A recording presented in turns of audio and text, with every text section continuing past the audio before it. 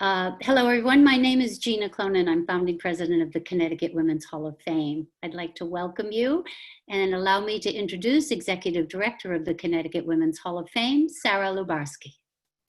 Hello, everyone. I hope everyone, this webinar finds you well. It's a pleasure to welcome you here for part one of this very important two-part discussion, protests, policing, and the pandemic, a conversation that is long overdue. As Executive Director, I'm especially proud that our staff is able to present these webinars free of charge. Our goal is to ensure that everyone has access to these important conversations. If you find this program informative and useful, I ask you to consider making a gift to the Connecticut Women's Hall of Fame. No amount is too small, and your support will help us to continue these conversations well into the future. After today's program, you'll receive an email from our Director of Development, Pam Doherty, with the link if you should like to show your support. And of course, you can always go to our website at CWHF.org. Thank you for your help. We cannot do this alone. And now I'm going to leave the screen and we'll hand over the program to Gina Clonan. Gina? Thank you, Sarah. For nearly 3 decades, the Hall has worked to discover and share the stories of women. Our various educational platforms acknowledge the individual and the collective voice. There is no more important time than now to talk, listen, and learn. At the Hall, we honor and preserve the legacies of women throughout history, or her story, as it is often referred. We are reminded that her story or his story is our story. In light of the current crisis engulfing the nation and its complexities, protest, policing, and the pandemic will be a two-part series starting today and continuing next week. This will be a half-hour intimate and informative chat followed by 15 minutes of your questions, which we encourage you to submit at any time during this webinar by clicking the Q&A bubble at the bottom of your screen. I'll try to get to as many as possible. Our goal is simple, a virtual gathering to talk about today's most important issues. We hope this to be a useful source of information while offering up helpful takeaways. I am beyond thrilled to have with me today a cultural historian of the experience of African-descended people in the United States, associate professor in the Department of History and affiliate faculty in Women and Gender Studies at Southern Connecticut State University, and an esteemed consulting scholar to the Hall of Fame, Dr. Siobhan Carter-David. Thank you for being here. Thank you for having me. Well, let's get right to it. Let's begin with one word, protest. Our right to join with fellow citizens in protest is critical to a functioning democracy and at the core of the First Amendment right to free public expression. Trace that history for us, please. There's so many different ways to trace the history of protests in the United States. And I think we've all heard that term that, dissent is the highest form of patriotism. I think we forget that sometimes. I am lucky enough to not only teach African-American history, but I also teach US history since Reconstruction at Southern. And so being a scholar of the African-American experience, as well as someone who focuses on US history since the 1860s, we can trace a long legacy of protest. We might think about it in the African-American context as beginning on the coast of Africa during the Middle Passage. We might think about it continuing on through the auction blocks. We might think about it in the ways of cultural preservation on plantations and resistance and all the ways that they showed up.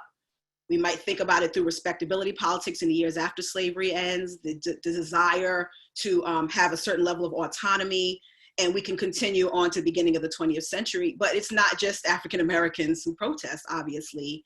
There is a long legacy of protests in US history. Some may think about it from the virtual beginnings of the colonies and the decision to come to the United States, which was then the colonies, wasn't the United States then, in order to escape religious persecution. We might think about it through the American Revolution, or we might come up, to the late 19th century and think about the ways that I like to talk about it with my students, really having roots in labor activism, particularly of the millions of European immigrants who came to the country in the late 19th and early 20th centuries in search for work. And their protest was magnificent. If it wasn't for them, we would not have an 8-hour workday, right?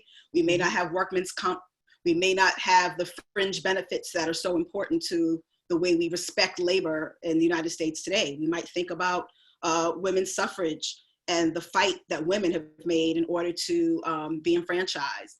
And so, you know, that's just a way of sort of thinking about this long history of protest that is something that did not originate with the unfortunate tragedy of George Floyd's murder. It didn't begin with Trayvon Martin or in 2012, or even, you know, with Black Lives Matter 2 years later. You know, we can go back and talk about what protest looks like in the context of African-American urban life, but this is part of a long tradition in American culture. It definitely is. Dr. Carter-David, what is the difference, or what is the same now as to refer to then in these notable protests? Do you see any difference? Oh, yes, absolutely. And, you know, I remain, it's hard to shock a historian, I think, because, you know, we do so much, not just as, you know, in our own research, but we read so much secondary information that we become a bit jaded. And yet I was still shocked to see not so much the diversity of protests. Of course, we can think about civil rights activism as being predominantly Black, but it was never 100% Black, absolutely. In fact, we could look back at the founding of the NAACP in the early part of the 20th century and see that it was a multicultural experience of Black and white Americans, as people identify, or colored at the time. And even if thinking about, you know, African-American and Jewish relations and the history of those collaborations over the course of the years in terms of fighting for civil rights in that context, but to see white folks at the helm in some of these protests is very interesting. To see police officers taking a knee when we have a very recent memory of the pushback against Colin Kaepernick doing the same just a mere 3 years ago. It wasn't that long ago, so we all can remember this. I've seen groups such as the Mennonites involved in protests. And so it's been very shocking to me to see that kind of diversity and to see white Americans understanding the role that white privilege plays and really pushing forward at the lead in some of these protests. I'm really impressed by that. In fact, I've spoken to some of my colleagues who've made arguments that you know, it might be a good idea for there to have some white-only protests for Black Lives Matter. How powerful would that be? So that's been very shocking, and I'm very glad to see it. We are, and we're also seeing it around the world. Yes. Which is particularly interesting because generally the world has looked at us, but now the world is actually standing with us. Yes, yes. I think that's important because, you know, we can think back to World War I and World War II. I think people of color and white soldiers had been segregated in the ranks up until the Korean War. And so we can think about those times where there were these constant conversations about how can we fight for democracy overseas when we don't have it here in our own nation. And so I think the United States is supposed to be held up as this democracy, but I think people understand that in many ways we haven't met up to that. And so I think people find this, the struggle of African Americans in this country, and have historically found African American struggle in this country to be inspiring. Not because African Americans are, you know, necessarily oppressed in ways that are more severe than others, but I think our unique positioning as people who have never been a majority in this country, who came over here as enslaved people, and stayed that way for several hundred years, experienced 100 years of legalized discrimination through Jim Crow, and then, you know, another 50 or 60 years fighting with mass incarceration and other issues that disproportionately impact us. I think it is inspiring to see us continue to push forward as a people and as Americans who've been here for 400 years. I agree. And as we speak, the protest continues. Peaceful demonstrations have sometimes exploded into unrest and mayhem. What role does violence play in protest? You never want to see people get hurt. You never want to see that. At the same time, you'd be hard pressed to find a way in which change has happened, in which there hasn't been some bloodshed, in which there haven't been people who put their lives on the line in order to make change. And so it's difficult to even imagine change happening. We might think back to the Haymarket riots, for example, in Chicago in the late 19th century, and what it meant for workers at that time who were anarchists, who are joining with workers and pushing back against police authority and shooting at police and risking their lives. This is just, again, this is just part and parcel of what it means to fight for real change. People don't nicely and politely give up power just because you ask. It doesn't happen. And I don't think that's an American thing. I think that's human nature. You know what I mean? So in many ways, we can't be surprised by any of this. I think we should expect it and then keep working at getting better. That's a very good point. You said to me recently, change only happens in disruption. Oh, yeah. So I love that term. And I know a lot of people are unaware of the kind of disruption that, for example, took place in the suffrage movement, which, by the way, this is the 100th anniversary this year, the centennial of a woman's right to vote. Can you speak to that? Oh, absolutely. In fact, I've been taking this time since I've been home with the kids to run a film series, and I have some of my friends' children come and participate, and we just watched Iron Jawed Angels, and so I had this conversation with my students, as friends, children of some of my friends and my own children, about what it means to stand up as women who, you know, in the early 20th century rather, are not even supposed to be public. So just the mere fact of you showing your face as a middle class, a white woman of a certain level of respectability, showing your face in protest, showing up at the White House in times where they're supposed to be observing other types of observances, and fighting for women's suffrage in a world where a lot of people didn't necessarily think that women needed to vote, right? The idea was that women were supposed to be married, so they're tied to a man either through marriage or their father, and that he's the public face of the home, and men vote in women's behalf.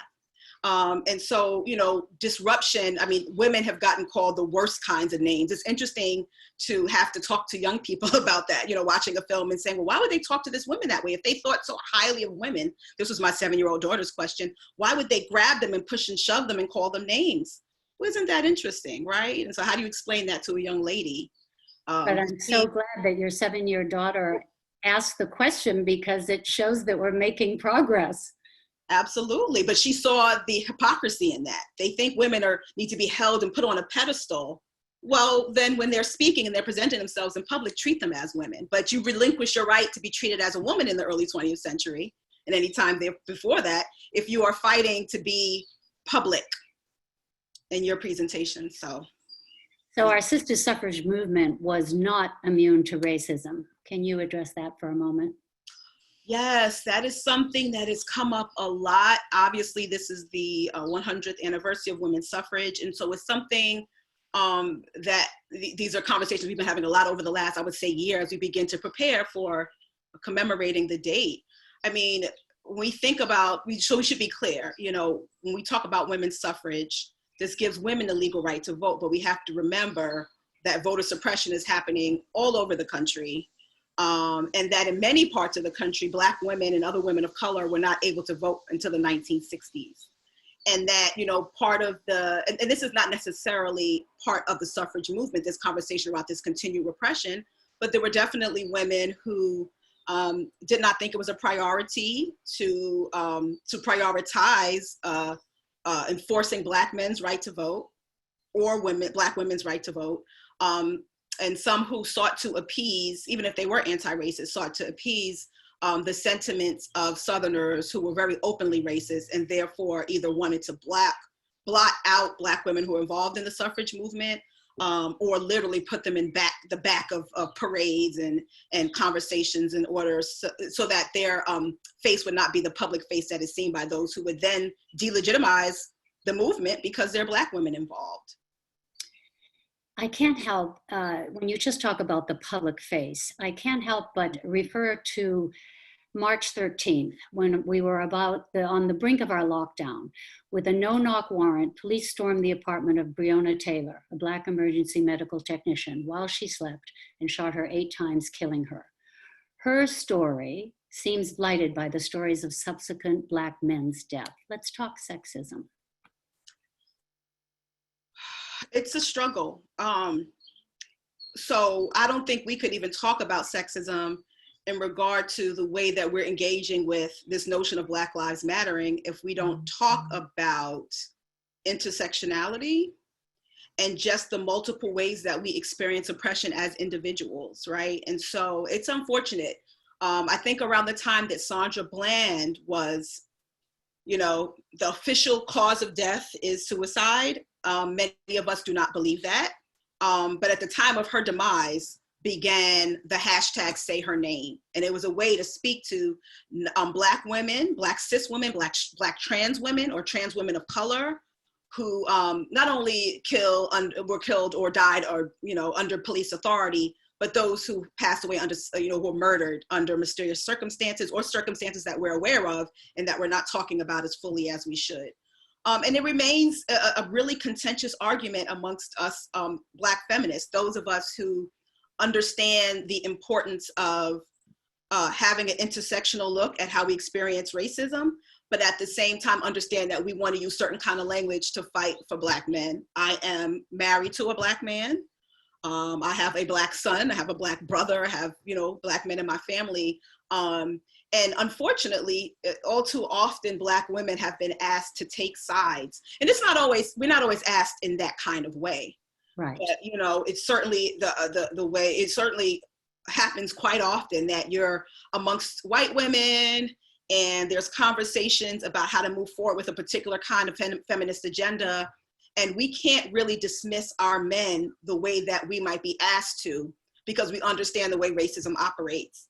And in the same vein, there's this expectation that as Black women, when we see Black men doing wrong, for example, we're supposed to ignore it in the face of, particularly if it involves something around rape culture, to ignore that aspect of it and solely focus on what's racist about how this particular gentleman's being treated. So we get it from both sides, and as the old saying goes, some, what does it say? All women are white, all the Blacks are men, and some of us are brave. And so we try to meet at that intersection and do the best we can. Bravery. Another story about a Black woman that has not been mentioned is Darnell Frazier, who inadvertently, bravely became America's eyes and ears. Not many people know this, but she is a 17-year-old Minneapolis resident who displayed incredible craftsmanship in recording the George Floyd tragedy for posterity. We don't hear much about her, but how brave was that? I think it was amazingly brave. And it's interesting because I know some of the conversations we've had in the Black community around, because initially we didn't know that she was the one who recorded the video of him, of Mr. Floyd being murdered. And so what we saw, we heard voices in the background and people said, well, were these men recording? Why didn't they jump in to help? That's a conversation we could have. I mean, the fear of risking one's own life at the same time realizing that you have to do something in the moment. So to find out that it was this young lady who was a minor, and that she wasn't afraid ultimately to speak up for herself and show that she, she was the person who recorded this. It was amazing. And I'm glad that she was not afraid to be public in her response to being the person that recorded the video. Amazing. I found that so interesting. And the reason I found that was in an op-ed piece by a favorite author of yours and one we'd like to let everyone listening today, Michelle Alexander.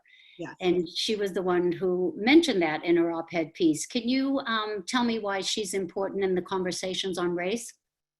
Michelle Alexander's book, I can't remember how many years ago it came out, but it is an often cited, wonderful book because she makes it plain the issues around mass incarceration and this notion of a colorblind society. And so I find her work to be most helpful for me personally as a historian and as someone who writes about Black culture, but who teaches about more generally about African-American history and American history, is the way that she gets us to think about the role that Black folks have played in this country since the first arrival of Africans, and we can trace in what the colonies that became the United States in 1619. And yeah. Well, Siobhan, that's interesting because it has been said that America's original sin perpetuates, that being the notion of whiteness over Blackness enshrined in slavery and underpinning present-day brutality, poverty, and inequality. So before we go any further, let's talk a little bit more about racism. Dr. Carter-David, we're two women, one Black, one white. Where do we begin to talk about this? I think right where we've started. I know that there's been a lot of conversation lately about that it's not the role of Black folks or folks of color to educate white folks on the issues of racism. But I think it's important for us to point people in the direction of resources, because there are tons of people who've written amazing books about this kind of thing, and articles, smaller think pieces, book chapters. There's a ton of information out there. And so we've been accumulating all of these reading lists. And these always are out there, but I've seen them pop up all over the place. You click on Amazon, you see it. I clicked on Netflix yesterday and they have a whole Black Lives Matter viewing list, right? But I think it's important for us to have that conversation, because there's nothing more that I think individual Black folks can do. It is up to white people to eradicate racism. And it's our problem because it's something that impacts us, but it's not our fault. And so I think the conversation has to happen between you and I, and we're just a symbol of that right in the moment. But those conversations have to happen there, because there's nothing I can do. I pay my taxes. I'm a great citizen. I'm a good neighbor. I'm raising citizens of this country who are going to grow up to contribute to it. And that's all I have to do. I can't do anything else to make anyone see my humanity. So that's a very good point. And this is a perfect time in the conversation to remind our listeners that this is a two-part series. So what we don't get till today, we will next week. And we also want to know, today's will appear on our website later this afternoon with a page next to what Dr. David is referring to: books, programs,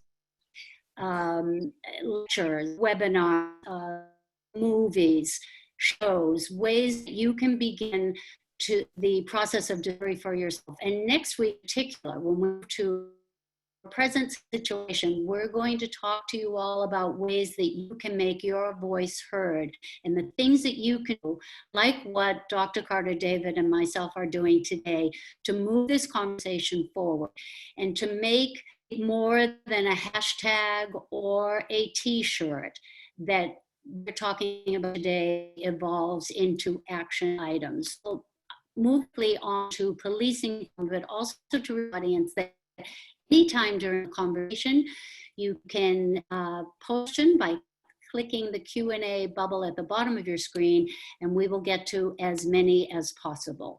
So I realize that you're not a teacher on violence, policing, or military intervention, but let's exchange some ideas. The vast majority of police officers are decent, honest women and men who don't do some of society's most dangerous work.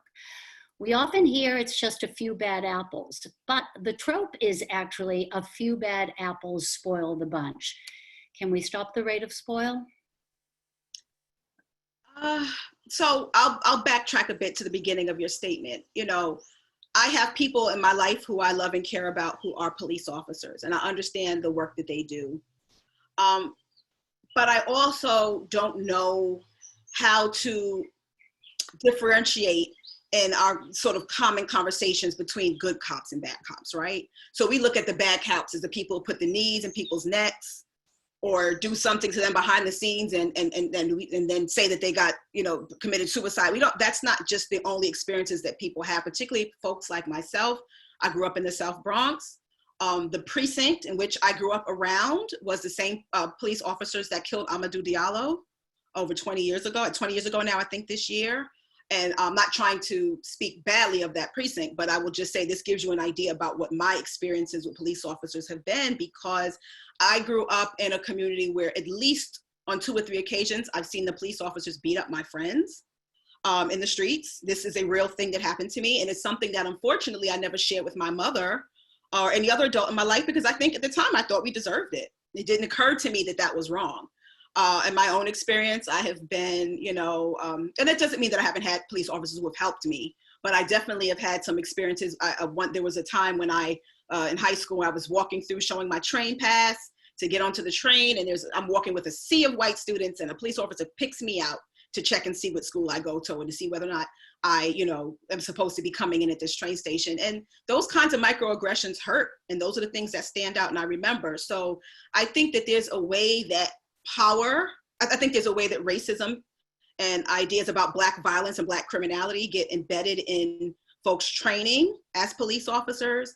I think just like in any profession, I am a professor, I'm an academic. There are people in my space as well who go on power trips and use that in ways to abuse people who they have jurisdiction over. And I think that there are some police officers who do that. And so I would like to see there be some shifts in that. And of course, we can talk about the training that goes into this kind of work. I think that's another conversation. I think that's something that is part of the national conversation around defunding police departments, which I think really has less to do with getting rid of them and more to do with restructuring. And I'm glad you mentioned that, because so many people are alarmed, thinking that defunding the police means getting rid of them and you won't be able to call 911 and no one will answer. Can you just speak to what defunding means? It's talking more about where the funds go and how they are used. Am I correct? Yes, I mean, that's an interesting conversation. Okay, so on one hand, when people talk about defunding the police, some of the proposals I've seen have been to take a lot of that funding and reappropriate it into different programs that might help communities of color or communities that are experiencing poverty, because in different parts of the country, the poor people are not necessarily Black. I spent 8 years in South Central Indiana when I was in graduate school, and the poor people were white, right? And so we see issues engagement with police in those spaces. But I also like to remind students that the notion that we do not need to have a standing military, a standing army, or the notion that we don't need to have police authority present in perpetuity is not something new either. This is not some new kind of conversation. If we think back to the colonial era, folks formed militias and they pushed back against the idea of paying tax dollars to go to people who then in turn get to police them. And this is before Black people had a say in anything. This is not Black folks saying this. We were in chains. This is the colonial period. We could think back to, I talk to my students often when we talk about the populist movement in late 19th century, and students look at that populist platform and they're pushing back against the power of the Pinkerton Detective Agency. They're calling them a menace to their liberties. And these are white folks who have crafted this language. And so I think that when we talk about defunding police officers, let's understand that it's not necessarily a given that we have to have the police presence the way that we do now. And it's not only Black people who have pushed back against this kind of thing. It's just not. You're exactly right. And recent events have reignited the call to rethink police authority on many levels, and like unions protecting bad cops, institutional lack of transparency improved with body cameras, but only if they're on, and in particular, qualified immunity. The latter phrase most often we hear it chanted in no justice, no peace, meaning in the absence of justice, there can be no peace. We can't talk about policing without walking from the police station to the courts to the jails, right? Can you speak to that? There's such a strong history of the repression of people of color in this nation that it's hard to separate it. One of the arguments that Michelle Alexander makes in her book, and it's not an argument I necessarily think that originates in her text, but she has made it so palpable so that folks can sort of understand what she's trying to say. People don't necessarily see themselves as racist, but there has been a very clear idea about what Black folks' role in this country have been throughout time, right? And so if Black folks come here as enslaved people, there are some free Blacks, but overwhelmingly those of us, and in the early colonial periods as well, and I think really even up through the late 18th and early 19th century, there were even opportunities for some folks to get manumission because they converted to Christianity and things like that. But overwhelmingly, most African Americans are enslaved people. After slavery ends, there's a movement to sharecropping, which is slavery by another name. And there's literally a documentary of that name that talks about the convict leasing system. Black folks lived under these repressive systems for several decades before we see a mass exodus of Black folks out of the South, both sides of my family among them, who migrated to New York City and New Jersey. And then after those jobs that they migrated for begin to disappear around the 60s and 70s, lo and behold, we have a war on drugs that begins to lock up Black and brown folks at exponential rates. It kind of seems like it's hard to separate this idea about policing without making these steps throughout United States history and seeing what do you have next in store for my people. So you see there's a lot of pushback now against mass incarceration. They're repealing a lot of the drug laws. There are states like California where they're beginning to reverse the sentences of people who've been locked up as it relates to particular sale of drugs. I would imagine marijuana, because it's been legalized in many states and decriminalized in others. And so, you know, those of us who were historians or who are aware of American history and are trying not to be pessimists still sit there and feel like, well, what's next? Because the whole way through, we have been surplus, right? When we're not needed, then there's some other kind of need that we're pushed into, and it's never a good one. And people are not going to leave the country, right? We've been here quite a bit of time. Some folks have made the decision to leave, certainly. And we have relationships with nations, Ghana among them, where there are African Americans are welcomed into that space as citizens. But for the most part, we want to stay here and make it work. We feel like this country is ours. And I certainly can tell you that we are all behind you. All of us are together on this, from Washington, D.C. to the state of Washington. In 584 cities in 50 states, we've gathered in protest with marked differences in the way they've been addressed by authorities. How would you rate our home state of Connecticut? For what I'm seeing, I think things have been pretty good. I feel sometimes, not just when it comes to protest, but when it comes to the music scene and all of other kind of accoutrements of, you know, aspects rather of American life, that oftentimes we align Connecticut with Boston or New York City because we're so close to both spaces. But I know we have a very, very strong movement here in New Haven, and I am proud to see what Black Lives Matter in New Haven has done, and the range of organizations who have been for many years, actually, certainly for the past few years since Black Lives Matter became an entity. I've been putting forth a range of anti-racist and anti-bias trainings.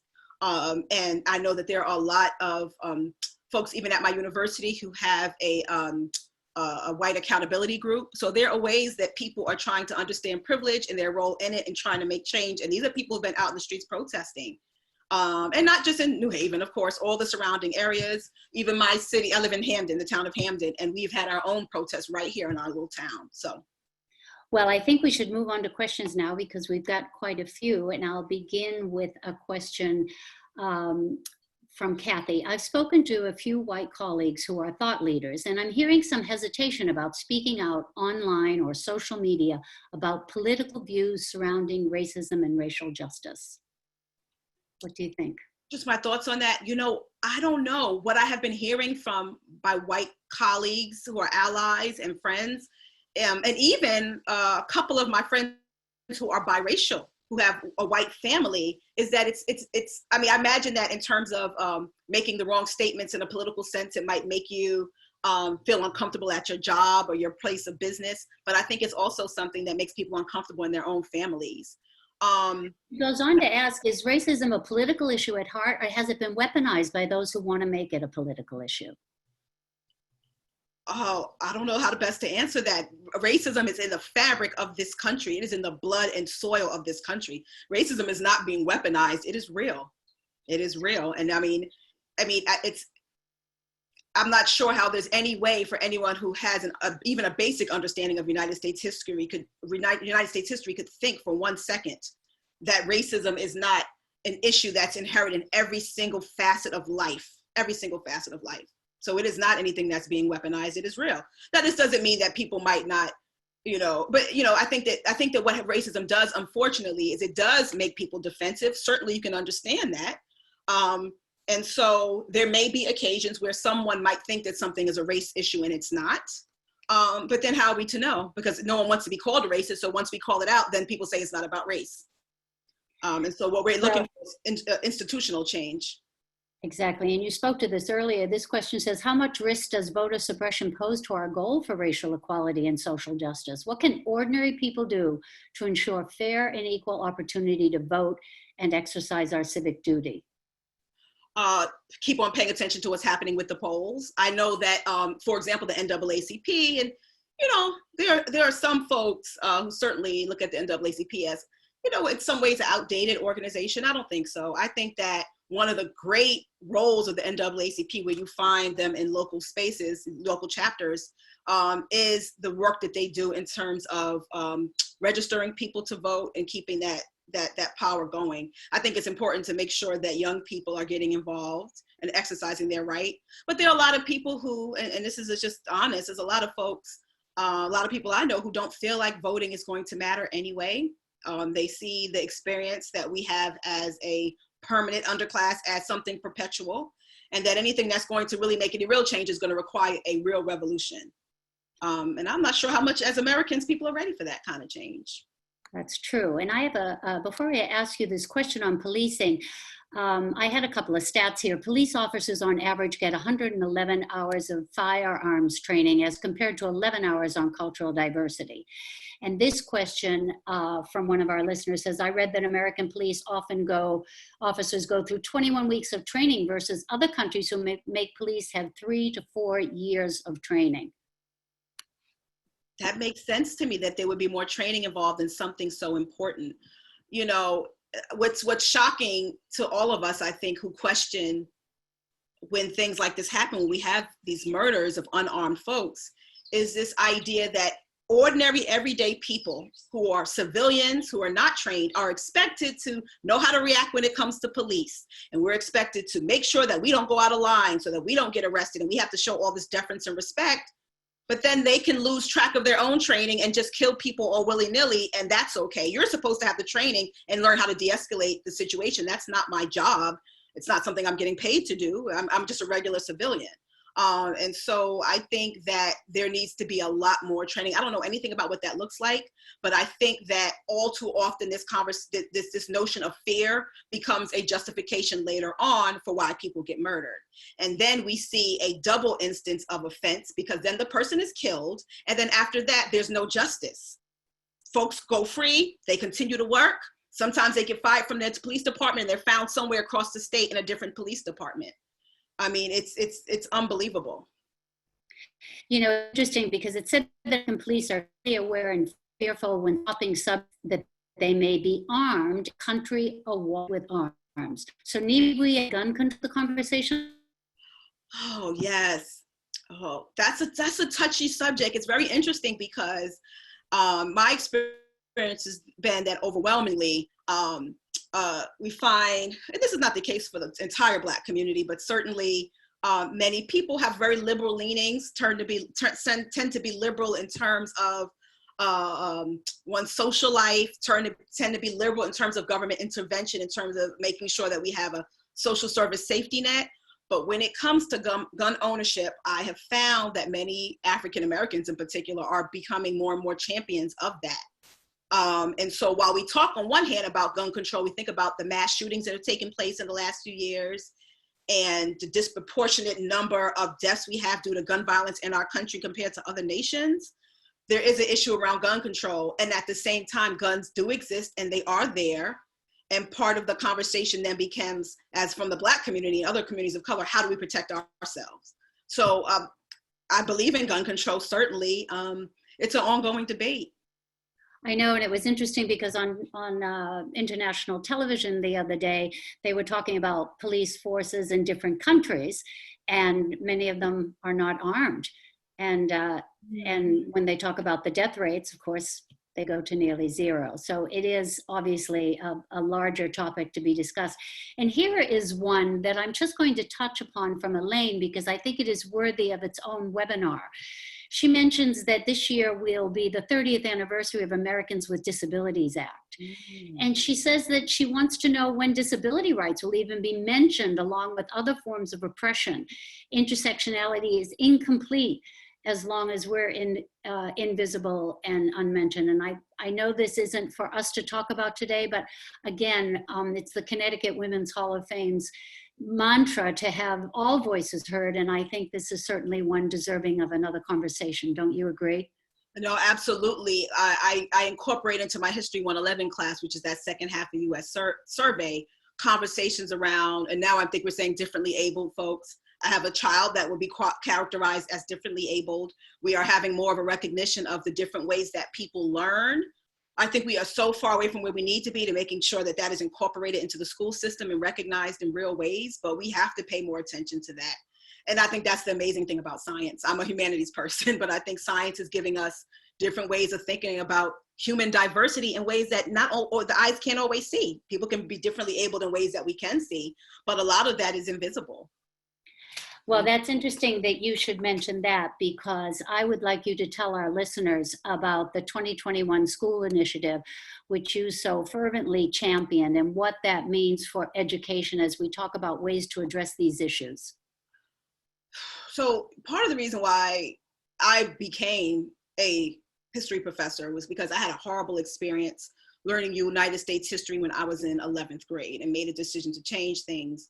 And that's because in many states, it is not mandatory that there is a certain level of diversity in how we teach history, social studies, and that sort of thing. So about a little over a year ago, I think, or maybe it's just a year ago, we petitioned the state to make sure, and now it has been passed, and I think that it's going to go into place beginning in the fall of 2021. So we have a little bit over a year where every institution, I think, primary and secondary institution, has to offer as an option a Black and or Latino studies course. It might focus on from a sociological lens, social studies, it might be historical in nature, but the options have to be there. All the students don't have to take it, but it has to be an option that's offered. And I think that's really important. And it's not important just because we have a large concentration of Black and brown students in Bridgeport and Waterbury and New Haven area and Hartford, but because white students need to hear this as well. This is our history and it's our story. It's not something just for Black and brown people. Just one of the many ways that we can serve our local communities and across the country in looking at these issues. I commend you for that, and I'm so excited that that passed and that we're going to see that happening all across the state. Here's an interesting comment from Kathleen, who said she was brought back to the word weaponized, which we just spoke to a moment ago. And she said, I heard a young woman say, due to racism, skin is weaponized and a Black person is never unarmed. Ooh, oh goodness, let me think about that. Well, yeah, I mean, it's always deemed a threat. I think that's what separates other kinds of discrimination from racism. And I would never ask anyone who belongs to a group where they feel oppressed or marginalized to hide that part of themselves. But it's simply not possible when you're Black, right? I mean, I have other identities that might be considered marginalized identities, but what you see is my Black skin, and you see that I'm a woman, and those are two things, particularly my Black skin, is something that I can never and never would I want to hide or erase. And so, yeah, you're a threat. I mean, it's unbelievable. I just posted something on social media this morning, a very carefully crafted meme about how the invisible work of mothering Black children. Being a mother is difficult enough. Being a parent is a hard job. It's the hardest job in the world. And when you're a Black parent, or you're a parent parenting or mothering or fathering, whatever, Black children, there are so many things that the average person who doesn't have to deal with this never considers. It's a lot of work. Well, it's interesting because I read recently that white people are now asking, how can I begin these conversations? And these conversations take place every day in Black families. Oh, yes.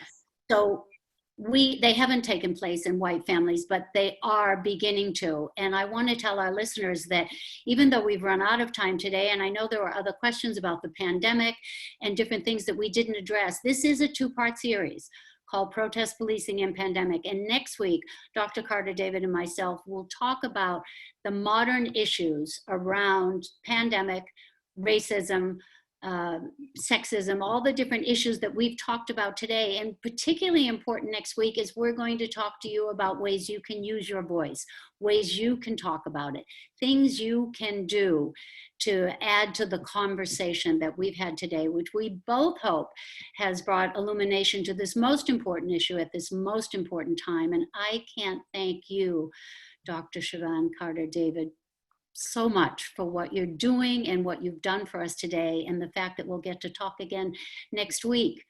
Yes, I'm looking forward to it. Thank you. And again, to our listeners, I know you asked questions. This is recorded. It will appear online at www.CWHF.org. That's the Connecticut Women's Hall of Fame, as do all of our past and future webinars. They are there for you to use, to share with your family, with your community, with your kids. We are here for you and will continue to be with our weekly webinar series. We thank you for joining today. We thank you for your questions, and we look forward to seeing you next week for part 2 of Protest Policing and the Pandemic. Thank you, and we'll be signing off now.